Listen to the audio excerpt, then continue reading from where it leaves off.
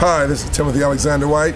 And I'm your co-host, Karwanna Dyson, and right now you're tuned in to Bluetooth television. And right now we're sitting with the wonderful Confunction, Felton, Pilate, and Michael Cooper. Hey, hey. You guys did a wonderful job earlier today. Excellent. Welcome to Bluetooth television. Thank you. So you guys been performing for quite a few years. You know, we go way back to a club in Oakland called Ed Howard's Place. Oh, yeah. And even before that, we had some times together. So tell us how long you guys been performing together. I know you came out of Vallejo, but tell us that story of the beginning. Over 40 years. And you're gonna have to talk a little bit louder, Mike. Yeah, we're kind of like, we did the Unsung here recently, so we kind of go back to the very beginnings at Vallejo High and Felton's beginnings at Hogan High in Vallejo, California.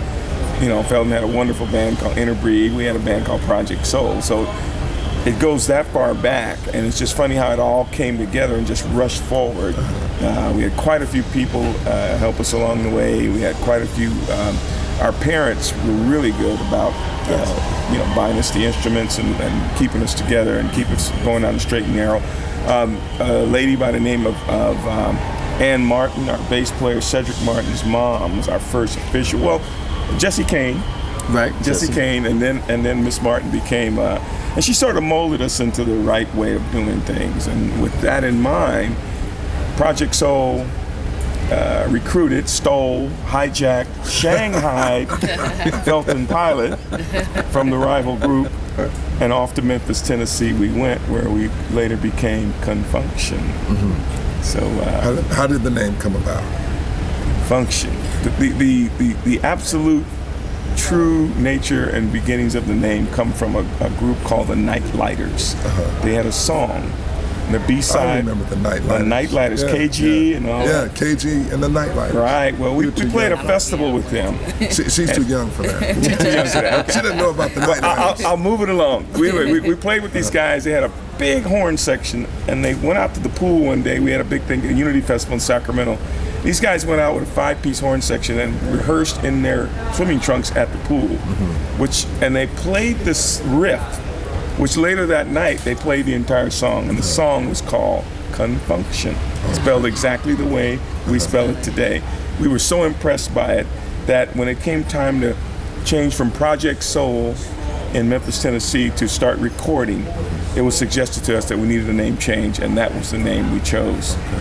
The record company was concerned that having the word soul in the name would be too confining. Apparently they were okay with the word funk. So yeah.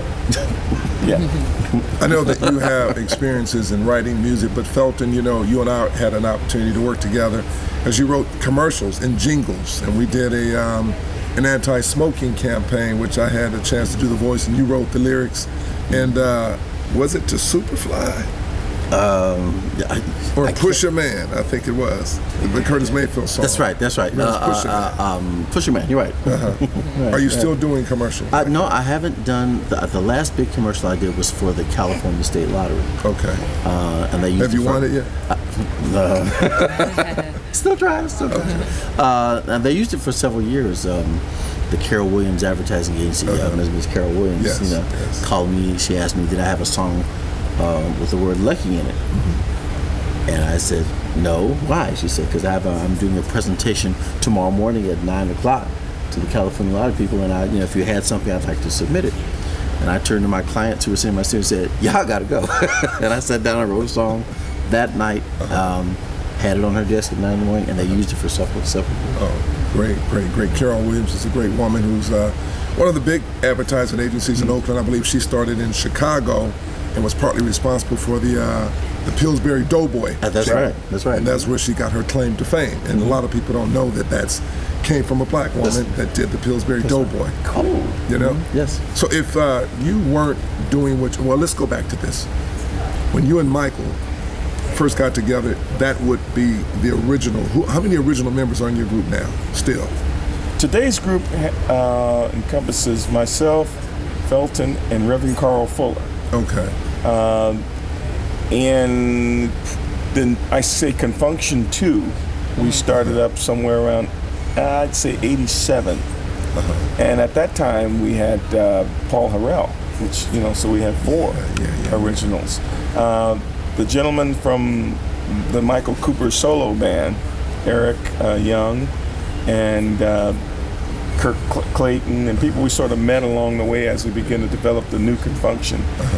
Today, we have a top-notch, well-oiled, unbelievable machine, which consists. We saw that tonight. Yeah, it's we saw that tonight. Unbelievable, and these guys have dedicated themselves into recreating the music that we wrote. And by the grace of God, me and Felton are the two lead singers, and Reverend Carl Fuller keeps us glued together and keeps our feet on the ground, keeps us blessed, keeps us knowing who to thank, and we're still doing this. So that's what a perfect combination. The Reverend, Felton, myself, hey. So over I guess obviously you guys have been in the business for 40 years plus, right? So how did you do it all those years and still maintain that same quality of music? For me, the big element is the fact that I still love doing it. There have been very few days where I've considered this to be an actual job. You know, I still love, being on stage and being in the studio. Given today's modern technology, has become even more fun. The fact that we can now do a song from thousands of miles away, collaborating through emails. Can you believe that? Right. It's still, for me, it's just the fact that it's still fun. Now, don't you play more than, why the trombone? Why that instrument versus all the other ones that I know you can play? Okay, well, when in my former band, I played keyboards and trumpet and guitar. Right. And when I joined Project Soul, they already had a guitar player, I already had a keyboard player, I already had a trumpet player. So I bought a trombone and taught myself how to play it just to fit in. Just fit in. Okay. You don't find a lot of trombones in a lot of bands. No. It's kind of a unique and sort of an offshoot instrument, but I love how you make it move and all this, It was a lot of influence. Again, the group The Nightlighters had a trombone, and then we used to play a lot of cover stuff coming up in Chicago. Chicago had great trombone. horn section. Yeah, man. One of the most popular horn sections. Absolutely. Them and Earth, Wind, and Fire. Mm-hmm. Right. Yep. Earth, Wind, and Fire, and of course the Watts 103rd Street Rhythm Band. That's right. Three-piece horn section, same horn section. So we had a lot of people. No, I don't. Yeah, she don't know about that. She don't know about that. Charles Wright. Charles Wright and the Watts 103rd. Who? You remember a song called "Express Yourself"? Yeah, okay, I remember. That's Charlie Wright. Okay. That's it. So, you guys have traveled around the world. What are some of your favorite venues that you've performed in? Wow, it's been so many. I would say the original Circle Star Theater. Yeah. In the Bay Area. My mom used to go San to that. Carlos. San Carlos. That was probably. when you played the Circle Star, you were there. Yeah. Okay. And every seat was a good seat. Every the seat theater was a great in the seat round. in the house. Yeah. And probably one of my all-time favorites to this day, probably would be any and all the House of Blues. I love the intimacy of the House of Blues, and I like that sort of voodoo spirit that comes upon you when you hit the stage. It's something about being. When somebody say you want to gig at the House of Blues, Right. it's something about being there and being involved in that whole thing, the blues, the feel, and It has a everything. vibe. Yes, it has a great vibe to it, and each Just and every the building name we're playing. rings a bell. Right, and here recently, about 2 weeks ago, we just played Times Square for the first time at BB King's. Wow. So it's kind of a housey, bluesy kind of a feel to it. Yeah. I love stuff like that, man. I love it. So being that you've been in the music industry for a long time, and there's been a drastic change in the way that we do music these days, the evolution and the integration of technology. How has that evolution of music changed for you, or has it at all? It's not really changed much for me. You guys have always been on the cutting edge. Early, when we were doing demos for our very first record, we had a 4-track, and I'd sit back and record a track, give it to Mike, and Mike record vocals on it, and other than the addition to the technology to make that easier and faster, nothing's really changed. It's still just really. What about with the addition of technology, you see some groups now will play, and then there's a track running with maybe a drum section or other instruments or other vocals. I mean, it has been an addition. What do you think about that? Because some people tend to think it's cheating, so to speak, that you would have that, but in some cases, it's quite necessary depending on budgets, depending on transportation issues, depending on what you can do. I know that a drum machine can do what a human cannot do. And if you've got a person playing and a drum machine's going, it makes it that much more unique. I mean, it does enhance it. Let me give you. I'm not mad at technology. Let me give you a great example. Marvin Gaye's "Sexual Healing," right? The song was cut with a 808 drum machine, right? Now, Marvin Gaye, he would have a live band, everybody playing live, but for that one song, he had an 808 drum machine sitting on stage, and he pushed play. That's because the sound of that drum machine was just so unique, and if a drummer just tried to play the same parts, it just would not sound right. So we in general as artists want to do whatever's possible to make sure that our audience sits back and say, because the biggest compliment that we can get, that was a big compliment as a top 40 band, and even now is, oh, y'all sound just like the record. That is the biggest compliment. You're right. That's That's so the important. biggest compliment we get. And so, groups like Earth, Wind, and Fire, Michael Jackson, whatever technology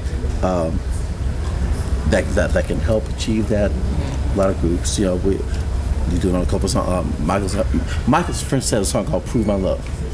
Very unique drum sounds. That if we just played it with drum sound, it's just not there. Good example. It's the same. It's exactly what he's saying. Plus, I have no shame in my game. As we get artists, as we get older, and we would like to say we get better, but the reality of it is, and there's a true blue, gut wrenching, just absolute off the chain artist who we all know and love, has great hits. I won't say his name in this interview, but he has some throat issues, and he will not go to the computer for any assistance. I've attended many shows. Should that come down to the audience, a person paying $45, $55, $60 for a ticket to come see us, and I know that I'm not cutting it, and I know that I got a piece of technology back there that will either I've already pre-recorded my voice or whatever. These people paid to see a show, and it's all about fantasy. It's all about how you make them feel. Yes, it is. And I believe there is a time and a place where you should use some assistance. When we get on a plane today, we are being assisted. There's a computer flying that plane somewhere throughout that flight. Right. Okay? Yeah. One man cannot sit in that plane and do everything needs to be done. And I ain't mad at him. Okay? I'm not going to get mad at him. So, you wasn't really flying this plane. I want my money back. Right. No, and I think people don't want to be obviously blasted with a Milli Vanilli type of thing. No. But the bottom line is, if they know that these guys went through everything they could go through, they did everything they possibly could to recreate this show for me, and I'm feeling good walking out of here. And that's what I like about the computer assistance. Now, Confunction, we can play anything and everything we have ever recorded live. Yes. Today. I heard you do Love's Train tonight. I'd never heard you put the extra stuff on it. That's my which favorite sounded song, by the really way. good. That's a lot of that's a lot of people's favorite song, and I enjoy that very much. Let me ask you this: we recently had the death of George Duke. Yes. Was there any influence that George Duke left on your hearts and minds of what he did, being the kind of artist that he was? Jeez.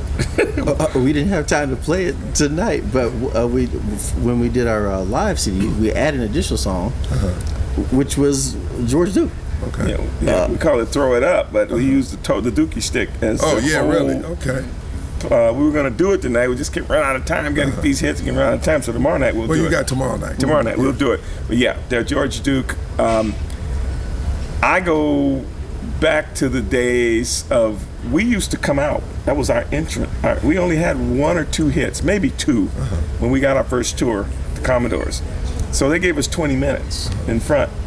And we used to come walking out to dun, dun, dun, and that was a big hit at the time, you know.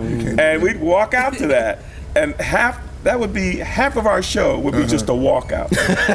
So we play 1 or 2 songs off the album and go straight to fun, and people would be wow, and it would be over. We used to kick our show off with the Dookie stick. Yeah. So, what can I say? Yeah. George Duke, powerful, and I mean, Sheila E.